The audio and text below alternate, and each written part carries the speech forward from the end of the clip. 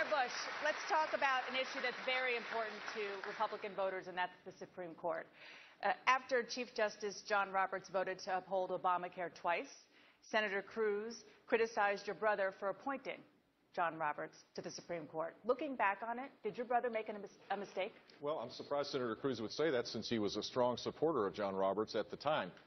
I will talk about what I will do as President of the United States as it relates to appointing Supreme Court justices. We need to make sure that we have justices that with a proven, experienced record of respect for upholding the Constitution.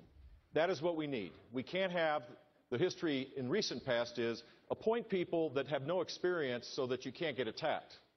And that makes it harder for people to have confidence that they won't veer off on decisions. Is John Roberts one of those people? John Roberts has made some really good decisions, for sure, but he did not have a proven, extensive record that would have made clarity the important thing. And that's what we need to do. And I'm willing to fight for those nominees to make sure that they get passed. You can't do it the politically expedient way anymore. This is the culture in Washington. You have to fight hard for these appointments. This is perhaps the most important thing that the next president will do. Do you like what you just heard, Senator Cruz?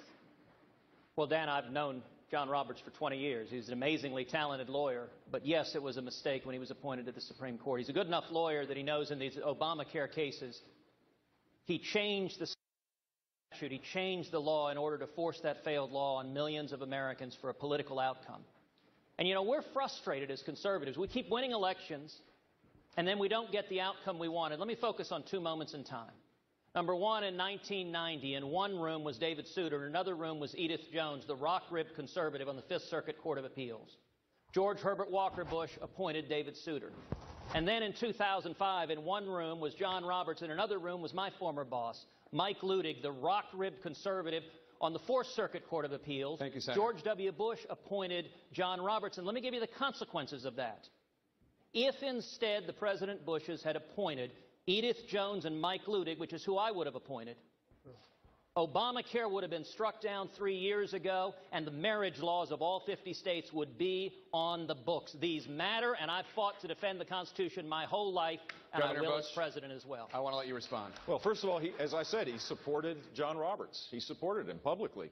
So you can rewrite history, I guess, Ted, but the simple fact is that you supported him because he had all the criteria that you would have thought would have made a great justice. And I think he is doing a good job.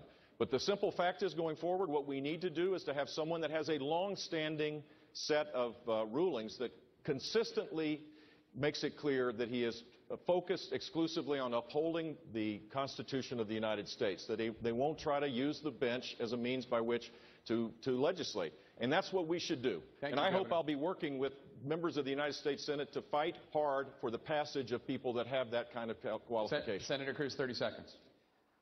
It is true that after George W. Bush nominated John Roberts, I supported his confirmation. That was a mistake, and I regret that. I wouldn't have nominated John Roberts, and indeed, Governor Bush pointed out why. It wasn't that the President Bushes wanted to appoint a liberal to the court. It's that it was the easier choice. Both Souter and John Roberts, they didn't have a long paper trail. If you'd nominated Edith Jones or Mike Ludig, you would have had a bloody fight, and they weren't willing to spend political capital to put a strong judicial conservative on the court. I have spent my entire life, starting from clerking for Chief Justice William Rehnquist on the United States Supreme Court, one of the most principled jurists. We have an out-of-control court, and I give you my word, if I'm elected president, every single Supreme Court justice will faithfully follow the law and will not act like philosopher kings imposing their liberal policies on millions of Americans who need to be trusted to govern ourselves. Thank you, Senator.